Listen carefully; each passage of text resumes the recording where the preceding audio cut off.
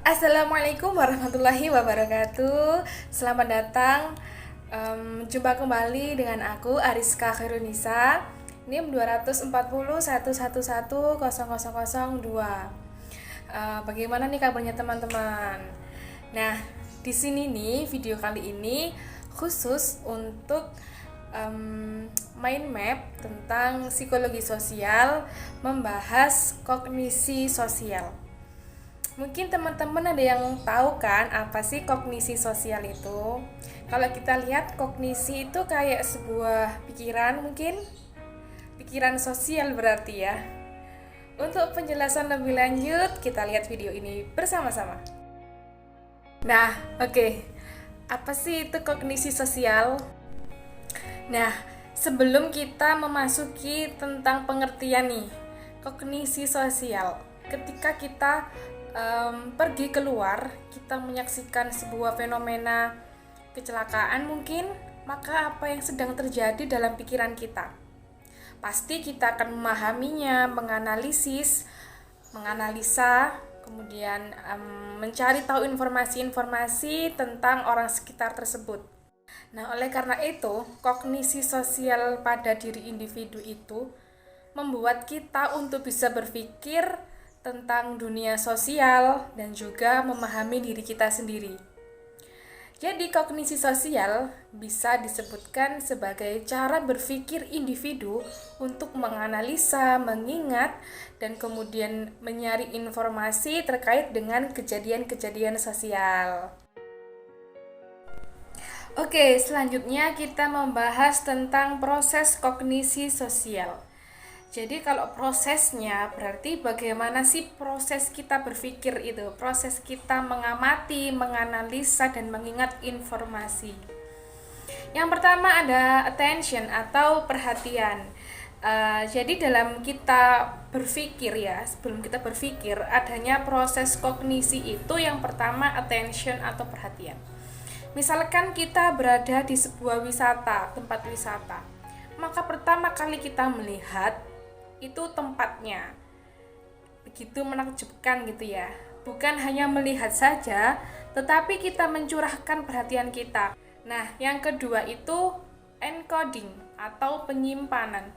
Setelah kita melihat, kemudian kita mencurahkan perhatian kita dengan seksama, maka yang kedua itu penyimpanan. Di dalam otak itu terjadi penyimpanan informasi yang kita lihat, apalagi kita curahkan perhatian kita ke suatu tempat tersebut secara detail, maka otak kita akan menyimpan informasi tersebut. Sehingga setelah disimpan itu akan dibentuk menjadi sebuah memori. Nah, memori itu akan ada dalam otak kita menjadi sebuah ingatan dan sebuah kesan tersendiri.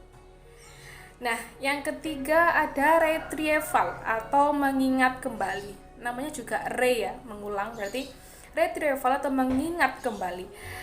Ketika kita sudah melihat tempat yang sangat indah gitu ya wisatanya, kemudian kita perhatikan juga tempatnya detail demi detail bagiannya, lalu otak kita menyimpan informasi tempat tersebut yang indah gitu. Nah, setelah disimpan, kemudian ketika kita ingin mengingat kembali atau ketika kita sedang menceritakan tempat itu ke orang lain, maka disitulah retrieval digunakan. Jadi ketika kita sudah melihat tempat itu bagus, kita tertarik, kemudian disimpan dalam memori kita. Kemudian suatu saat seseorang nih tanya kepada kita, tempat ini bagus nggak sih gitu kan. Nah, kita yang pernah ke sana, kita akan memberitahukan orang tersebut dengan menceritakan kembali. Oke, next kita ke faktor kesalahan kognisi sosial. Jadi ketika kita berpikir, ternyata itu kita juga mengalami kesalahan dalam berpikir itu tadi. Nah, yang pertama ada bias negativitas. Bias negativitas ini itu seperti kecenderungan kita untuk melihat informasi, menilai informasi, melihat sesuatu itu dengan negatif.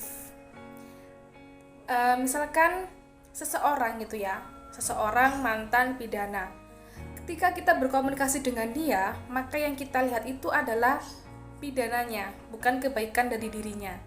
Sehingga itu berpengaruh kepada cara kita berkomunikasi, cara kita berhubungan dengan orang tersebut, seperti itu. Yang kedua, adanya bias optimistik. Bias optimistik ini itu positif, melihat orang itu positif.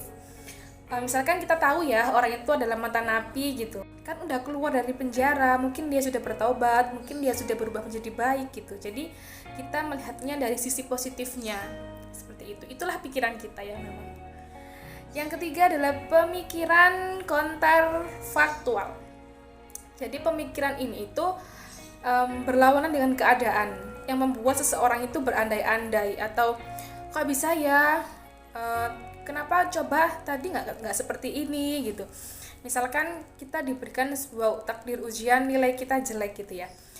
Terus karena keadaan kita tidak menerima, kita kecewa, kita menolak, maka kontrafaktual ini tuh muncul dalam pikiran kita, berandai-andai.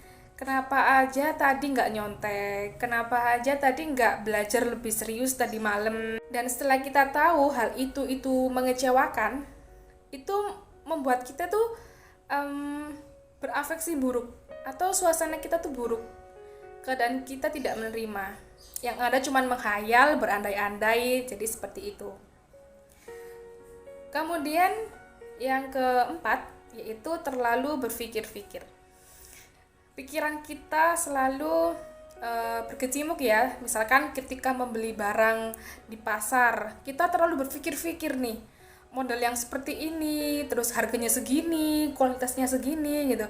Jadi banyak berpikir. Ternyata banyak berpikir juga membuat seseorang itu selain pusing, kemudian itu pernah meninggalkan sebuah penyesalan.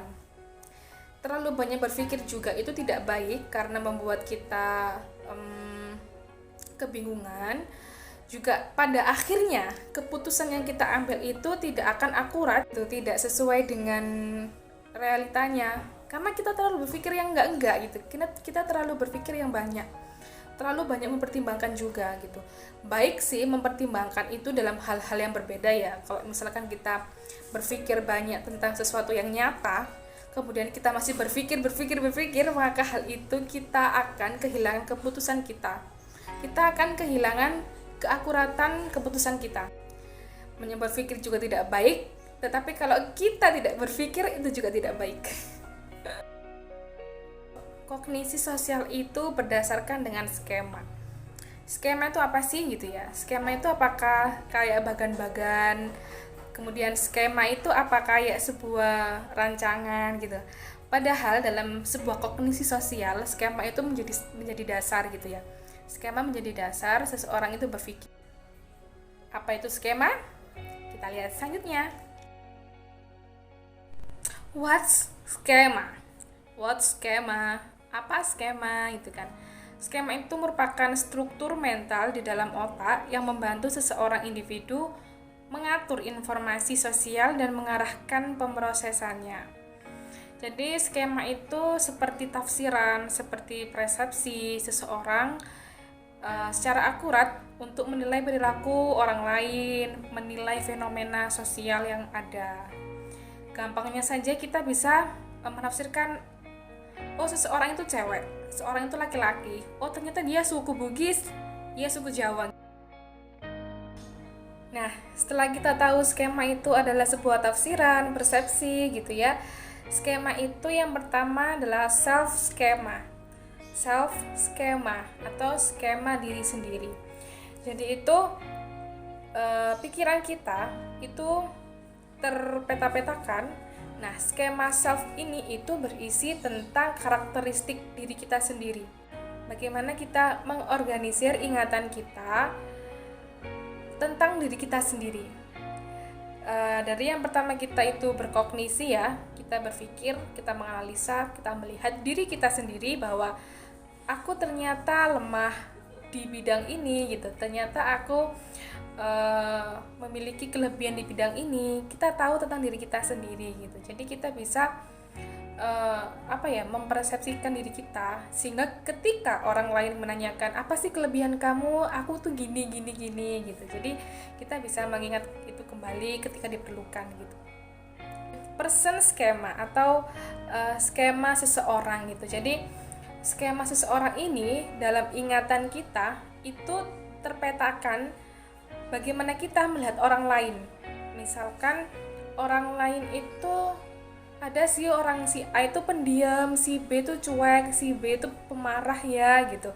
Jadi skema person ini atau person skema itu lebih melihat seseorang seperti kepada kepribadiannya, sehingga kita mudah mengingatnya, kita mudah untuk mempersepsikan itu gitu. Dan kemudian yang ketiga ada skema peran. Skema peran itu membuat konsep-konsep tentang norma dan perilaku yang sesuai bagi kelompok atau orang itu dari berbagai kategori sosial. Misalkan gini, ada seseorang itu berperan sebagai seorang santri. Nah, dari perannya sebagai santri itu diharapkan dia bisa berperilaku atau bernorma yang baik, berakhlak yang baik gitu kan. Sehingga diharapkan dari peran tersebut seorang santri itu bisa memiliki norma yang baik, kemudian berakhlak gitu kan. Sopan, santun, seperti itu.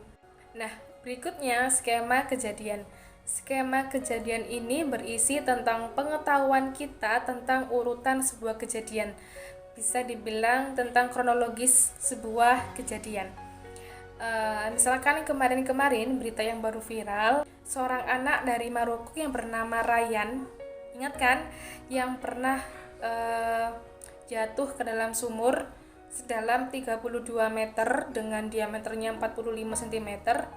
Selama kan jatuhnya 1 Februari, kemudian baru bisa diambil itu 5 Februari. Bayangkan berapa lamanya dia di dalam sumur. Jadi skema kejadian ini tuh membuat kita tahu tentang kronologis suatu kejadian. Seperti yang tadi saya contohkan tentang urut-urutannya kejadian, seperti itu. Dan ada pertanyaan nih. Bagaimana perasaan mempengaruhi pikiran kita dan begitu sebaliknya pikiran kita mempengaruhi perasaan kita? Ayo, apa coba tebak? Ya, tergantung suasana hati kita. Jadi terkait dengan kognisi ya, kognisi kita, pikiran kita itu bisa mempengaruhi perasaan kita. Pikiran kita yang buruk terhadap orang lain atau pikiran kita yang menilai suatu hal itu buruk, maka perasaan kita juga akan buruk. Kita menjadi tidak mood, kita menjadi berburuk sangka, seperti itu ya. Kemudian sebaliknya, ketika afeksi diri kita gitu ya, perasaan diri kita itu, suasana hati kita itu baik, mood gitu ya, maka kita bisa mempengaruhi pikiran kita. Oh, ternyata juga positif gitu. Misalkan saja kita pernah ya lagi jalan raya pakai sepeda motor, tiba-tiba itu di stop sama polisi gitu. Waktu perasaan kita sedang tidak baik-baik saja, kita sedang marah gitu, kita sedang mengejar waktu, ternyata kok iya ada polisi yang menyuruh kita untuk turun. Wah, rupanya kita sedang ditilang gitu kan. Nah, karena suasana hati kita itu buruk, jadi kita pikirin tentang polisi itu buruk. Polisi ini tuh suka nilang, polisi ini tuh membuat aku terlambat gitu. Jadi bagaimana suasana hati kita itu menilai hal tersebut, mempengaruhi pikiran kita. Jadi kalau kita ke jalan raya lagi, kita ketemu polisi, pasti pikiran kita polisi itu suka nilang, polisi itu buruk deh, membuat kita itu telat sekolah gitu. Jadi seperti itu. Lain hal dengan kondisi hati kita yang sedang baik-baik saja, bahwa misalkan oh iya berarti polisi itu menilang kepada orang-orang yang tidak membawa surat, yang kemudian tidak menaati peraturan lalu lintas gitu. Jadi membuat pikiran kita, persepsi kita itu bisa positif gitu. Nah, itulah penjelasan sedikit tentang kognisi sosial. Semoga bisa membantu kalian untuk memahami apa sih kognisi sosial, bagaimana pikiran kita dikendalikan oleh perasaan kita gitu ya. Jadi itu ada memang. Semoga ilmunya bermanfaat, barokah, dan terima kasih kepada semuanya yang sudah mendengar. Terima kasih banyak. Wassalamualaikum warahmatullahi wabarakatuh.